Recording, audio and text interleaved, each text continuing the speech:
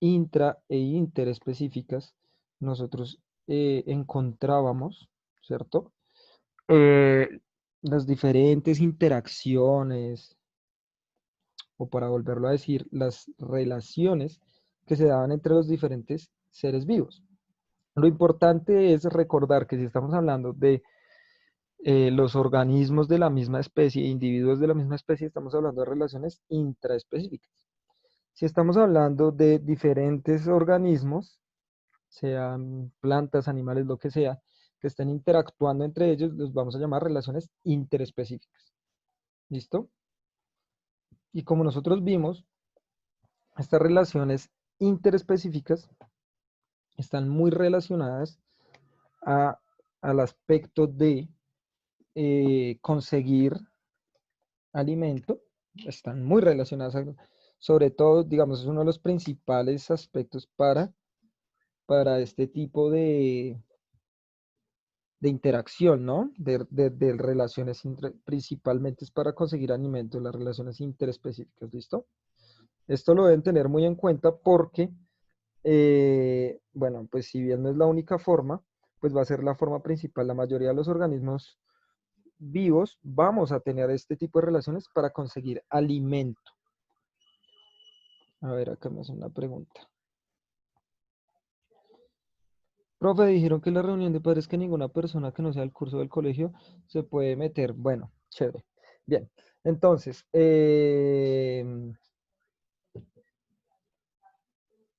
vamos. Entonces, estas relaciones van a ser fundamentales, ¿listo? Porque principalmente no van a ser las únicas, ojo con esto, no van a ser las únicas, pero principalmente van a circular en función de conseguir el alimento, ¿listo? ¿Y por qué? ¿Por qué será eso tan importante? A ver, los escucho. Bueno, los leo. Ush, bueno, acá un amigo me está escribiendo algo. John Paul, por favor, beneficianes con B.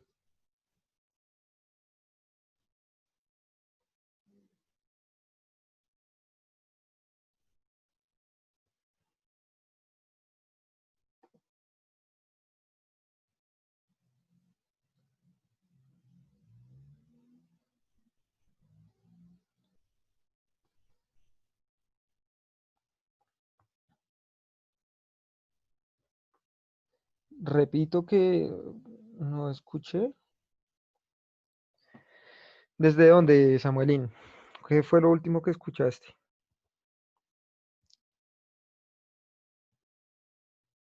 Que para repetir todo lo que hemos visto durante el año, pues como que no.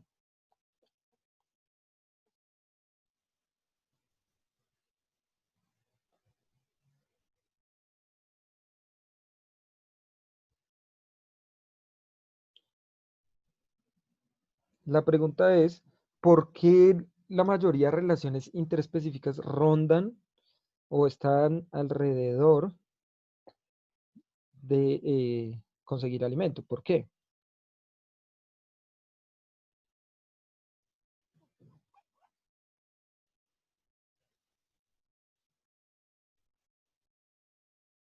Esa fue la última pregunta que hice. Para la supervivencia, sé más claro, por favor, Samuel. ¿Cómo así que para la supervivencia? ¿A qué te refieres?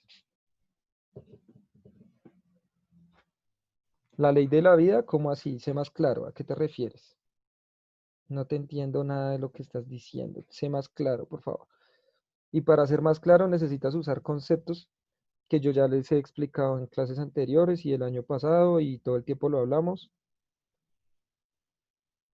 para no morir de hambre. Sé más específico, por favor. Usa conceptos que ya hemos usado en clase, que tú ya manejas. ¿Listo?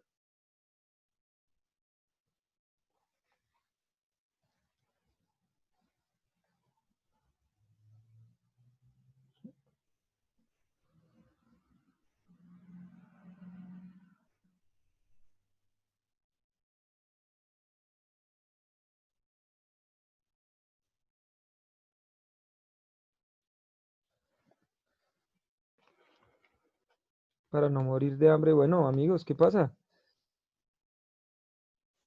Para O sea, vuelvo y pregunto, o sea, las relaciones interespecíficas, ¿por qué rondarán alrededor? ¿Por qué estarán siempre todas las especies buscando alimento todo el tiempo? ¿Para qué? ¿Por qué? Luego, ¿qué pasa ahí? Otra vez con lo mismo, muchacho, otra vez se les olvida. No, qué tristeza, qué tristeza. En serio que qué tristeza tan triste, muchachos. Porque tienen hambre, ¿cómo así? Ah, bueno, vean Pérez, ¿sabe que se gana 10 puntos para Gryffindor? Para obtener energía. ¿Estamos? Muy bien, excelente. Para obtener energía. Y Kevin nos dice, pues lo más importante sería la glucosa, para obtener glucosa. Eso es lo más importante, o sea, ¿cómo se nos puede olvidar la glucosa? O sea, es decir, ven al profe Miguel, de una piensa en glucosa, vea un pedazo de papa, piensa en glucosa, usted ve un pedazo de arroz, piensa en glucosa, usted se come un pedazo de carne, piensa en glucosa, usted ve que la planta hace fotosíntesis, piensa en glucosa, usted ve que un animal se está comiendo algo en la calle, piensa en glucosa, usted ve que se come un pedazo de morcilla, la yuca que me escribe acá, piensa en glucosa, porque todos los seres vivos, sobre todo los animales y las plantas, necesitamos sí o sí la glucosa. ¿Listo? Entonces llega y me dice acá, resumido, si usted ve cualquier cosa, piensa en glucosa. No porque, digamos, tú puedes ver una casa. En la casa viven humanos, sí, pero no necesariamente puedes pensar en glucosa. Tú ves la luz y no necesariamente es glucosa. Ahora, si tú ves un ser vivo, ahora sí cambia la cosa. Si tú ves un ser vivo, piensa en glucosa. Si usted ve un ser vivo, porque es que el ser vivo va a necesitar glucosa. ¿Y la glucosa en qué se va a expresar? En energía. La glucosa es energía. ¿Listo? O sea, tienen que fijarse siempre. Es como esa energía, esa glucosa está circulando, está dándose de un lado a otro, ¿cierto? Para que los demás puedan vivir. Si un ser vivo se quedase sin energía, ¿cierto? Pues sencillamente moriría. Como ustedes saben, seguramente ustedes ya todos lo saben, todos los objetos y toda la materia en general necesita energía para poder existir. Eso ya no es solo de los seres vivos. Me explico. Por ejemplo, usted tiene su televisor, usted tiene su computador, usted tiene su celular, ¿cierto? Y este, asimismo, necesita energía para poder funcionar, ¿no? Para poder cumplir ciertas funciones. Entonces usted lo conecta a la corriente eléctrica y a partir de la corriente eléctrica es que cumple las funciones que puede hacer. Pero esto es un ejemplo muy claro, muy evidente.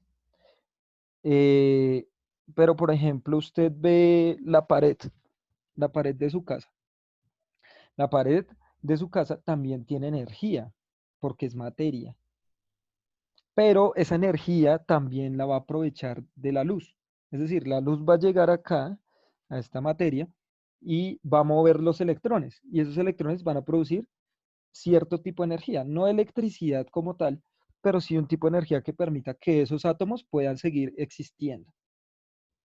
¿Listo? En el caso de nosotros, ¿cierto? Nosotros también tenemos una especie de batería. Hagamos de cuenta que nosotros funcionamos como nuestro celular, ¿cierto? Uy, bueno, acá Kevin me hace una preguntota y ya se la explico, hermano. Eh, Hagamos de cuenta que nosotros, los seres vivos, funcionamos como un celular. Tenemos una batería. Cuando estamos recargados, ¡tin!, estamos en el 100%. Y a medida que pasa el día, a medida que vamos avanzando, nos vamos a sentir más cansados. Eso quiere decir que estamos perdiendo energía. ¿Listo?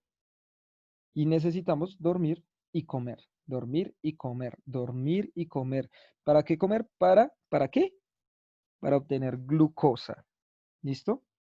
La glucosa es muy importante. Me pregunta acá Kevin, profe, ¿y los animales que comen basura, de dónde sacan la glucosa? Pues de la basura. Recuerda que la mayoría de basura son desechos alimenticios de nosotros.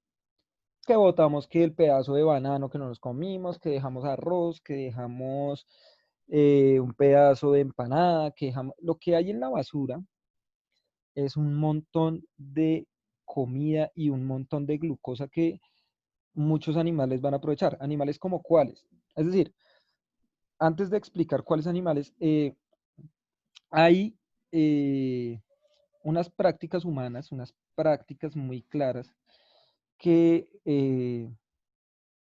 llevan a que aparezcan ciertos animalitos ahí. Pero entonces nosotros odiamos a esos animales. Caso ratones, el caso de las cucarachas, por ejemplo. eh, Aparecen estos animales y entonces, no, que qué asco, qué tal, pero eso es por las mismas costumbres del humano. Botan tanta comida y los animales se adaptan tan bien que aprovechan esa glucosa que está en la basura, ¿sí? Es mucha glucosa la que hay ahí. Ah, claro, que si nosotros no la comemos, pues nos haría daño, ¿sí? Pero los animales se han adaptado, algunos de ellos, para que no les haga daño este tipo de interacción con la basura, ¿sí? Ah, bueno, me dice Emily, profe, pero la pared o la pintura de la pared no tienen glucosa. No, porque no son seres vivos. Lo que yo estaba explicando ahorita, amiga Emily, es los átomos. La materia, todos los objetos tenemos átomos. Todo lo que existe en el universo tiene átomos. Y para existir necesita energía. Ahora, en los seres vivos, que ya es otra cosa, estamos hablando de plantas. O sea, cuando yo hablo de objetos, hablo de la pared, de la ventana. Eso, no es, eso es un objeto, eso no es un ser vivo, pero también necesita energía para existir, ¿sí? Pero no, no es un ser vivo.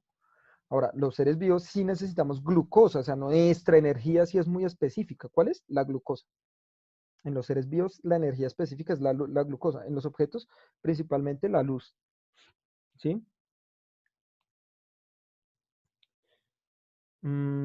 Y si el cuarto no tiene luz, sí hay planetas, hay cuerpos celestes que no tienen casi luz, o sea, que evidentemente casi no les llega luz, pero sí llega de una u otra forma. Por ejemplo, si nosotros vemos las estrellas en el cielo por la noche, es porque la luz de esas estrellas está llegando. Así nosotros, así no nos ilumine completamente, pero está llegando luz.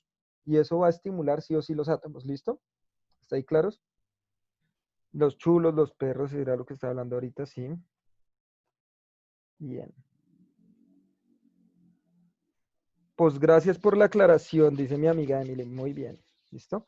¿Y de dónde sale esa energía? Qué buena pregunta. O sea, ahí tenemos que hablar del principio de conservación, ¿cierto? ¿Qué era lo que nos decía el principio de conservación, amigos míos? A ver si alguien se acuerda por ahí. Principio de conservación.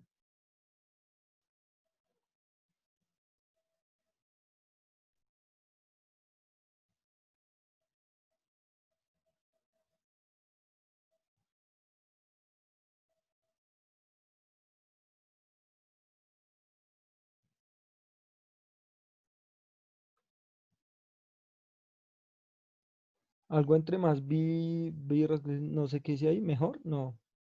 Ah, la materia. Bueno, sirve también como lo puso Pérez, sí. La energía o la materia no se crea ni se destruye, solo se transforma, ¿sí? Se transforma. La materia y la energía siempre se están transformando. Es decir, la materia puede volverse energía y la energía puede volverse materia. ¿De qué depende? La energía tiene movimientos muy rápidos, por eso es energía, se mueve muy rápido, como la luz. Casi siempre la energía eh, de todo el universo va a ser la luz. O sea, la luz no es solo información, sino va a ser mucha energía, demasiada energía. ¿Listo?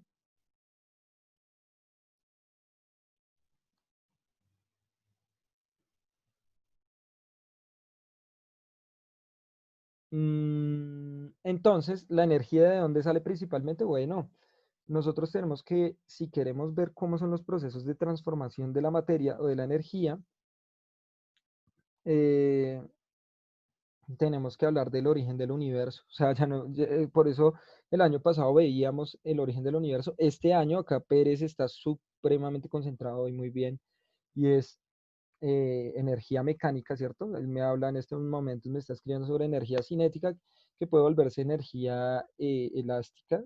y viceversa, ¿no? Entonces se transforma. Nosotros vimos energía mecánica, energía cinética potencial, ¿cierto? Esos son tipos de energía que se están transformando en otros tipos de energía también, ¿sí? Pero esa energía viene de un flujo, de un tránsito, pasa de un objeto a otro, permite crear objetos, destruir objetos. Si se destruyen las estrellas, si se destruyen planetas, también son procesos de energía donde se acumula y se libera mucha energía. ¿Listo? Entonces, eh, ahí estamos hablando pues de materia en general, no solo de seres vivos. Si hablamos del universo, porque no sabemos dónde más hay seres vivos, ¿cierto? Estamos hablando de materia, pero si ya hablamos al interior del planeta Tierra, podemos hablar de energía en la materia y energía en los seres vivos, o sea, en nosotros también, ¿cierto? Y para nosotros es muy importante, cuando el mundo se empieza a acomodar, cuando ya hablamos del humano, yo les había dicho que les iba a hablar de relaciones interespecíficas con el humano, ¿cierto? Cuando empieza a aparecer el humano, pues ya empiezan a aparecer otras cosas. Lo primero, bueno, acá puede haber algunos debates, gente que se oponga a lo que yo voy a decir, lo que voy a exponer es mi percepción. Para mí el humano pues ya no es natural, sino ya no es un ser natural como los demás seres vivos, sino es un ser cultural, es un ser social. Y eso cambia muchas cosas, ¿listo? Uno de los trabajos del periodo pasado era de energía cinética y potencial. ¿Tiene algo que ver con esta explicación? Claro que sí, amigo Fajardo, totalmente. Estoy hablando del tránsito de energía, ¿sí? La energía es eso que habíamos visto. Recuerden, por favor, recuerden todos ustedes que todo lo que yo hable y lo que hablen sus profesores y lo que hablen en los programas y lo que hablen en los videojuegos y lo que hablen sus papás y lo que hable todo el mundo, todo se puede relacionar con todo. ¿De qué depende? De la capacidad que yo tenga, o sea, cada uno de ustedes, de la capacidad que cada uno de ustedes tenga de relacionar las cosas, ¿sí? De relacionar las cosas. Entonces, digamos, profe, ¿yo cómo puedo relacionar, por ejemplo, un libro que estamos leyendo en inglés en estos momentos con, no sé, la energía cinética y potencial? Bueno, eso ya depende de lo que tú estés entendiendo de las dos materias. Cuando tú tienes un entendimiento muy grande de las dos cosas, ¡pin!, las puedes unir. Ah, que cómo puedo unir eso con la clase de español, de inglés, de matemáticas, ¿sí? Eso ya depende de cómo tú estés entendiendo el tema y puedes generar esa conexión. Pero claro que todo se puede conectar con todo, todo. ¿Listo? Dependes de uno cómo es que está entendiendo el tema para lograr esa conexión. Entonces, miren acá, cuando aparece el humano, ¿no? El humano, pues su primer proceso es tener una desarrollo, una complejización de la comunicación, ¿sí? Todos los animales, o la gran mayoría de ellos, se comunican, ¿sí? Los animales se comunican.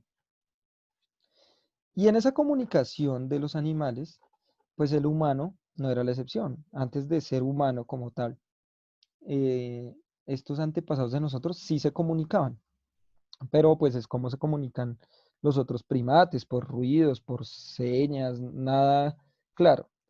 Luego aparece el amigo del hombre, el fuego, y el fuego lo que hace, esto es una teoría, ¿no? O sea, no está comprobado que haya sido así, es muy difícil comprobarlo. Esta teoría nos menciona que el fuego fue el que ayudó a que el humano pudiera desarrollar mucho más su comunicación. ¿Pero por qué? Porque sencillamente con el fuego se podía, ¿cierto? Con el fuego se podía eh, cazar o conseguir glucosa mucho más rápido, ¿sí? Ahora, ¿cómo se originó el fuego? Me preguntan acá. Bueno, hay múltiples teorías también, por casualidades, etcétera. Mm, o sea, toca ver. O sea, lo que sí sabemos es que el origen del fuego, o sea, el fuego no se originó en la Tierra, ¿no? Sino el fuego es un proceso que se llama combustión cuando un elemento entra en contacto con el oxígeno y se crea una llama, ¿sí? El problema no es que el hombre haya creado el fuego, el problema es que el hombre descubre y manipula el fuego, ¿sí? Y a partir del fuego es que el hombre podía quemar bosques enteros y eso le facilitaba demasiado conseguir glucosa, porque ya habían muchos animales que su carne se había cocinado o que las plantas también se habían cocinado, porque recuerden que los humanos no comíamos carne inicialmente, sino éramos herbívoros, y a partir del proceso de cocción de la carne se pudo comer. Eso facilitó la obtención de glucosa, ¿sí? O sea, ya estaba ahí disponible, no tenían que arriesgar su vida porque pues el fuego les daba esa ventaja. Entonces, fíjense en lo siguiente.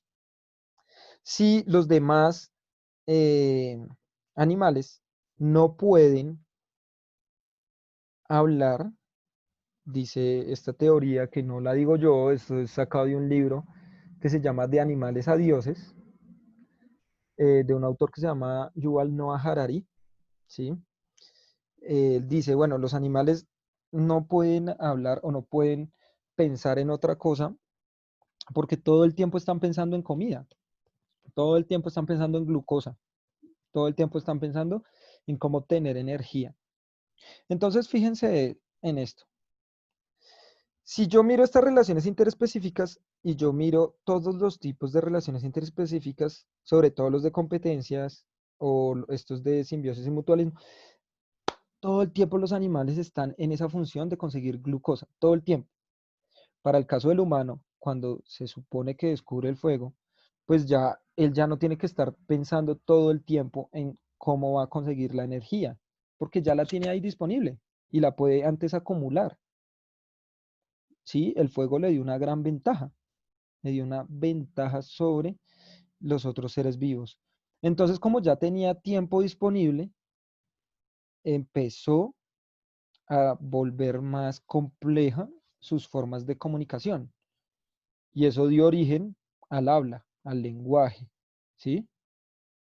Eso dio origen a este proceso como tal que nos permite comunicarnos mucho más complejamente, ¿cierto? Es muy complejo. ¿M? Sí, y comíamos pasto, bueno, seguramente pasto y otros tipos de plantas. Bueno, y si es verdad que lo vieron con un choque de piedras, ¿cómo así? No, no entiendo. Vuelve a escribir esa idea, porfa. Bien, entonces el humano, eh, a partir de que desarrolla este tipo de comunicación tan complejo como el que nosotros tenemos, incluso idiomas, ¿sí? Eh,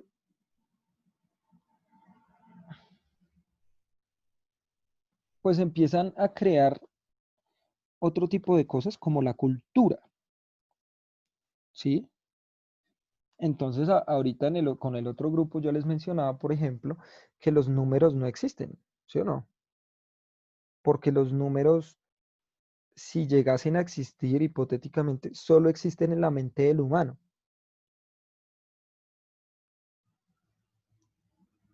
Es una interpretación, es una creación humana. ¿Listo?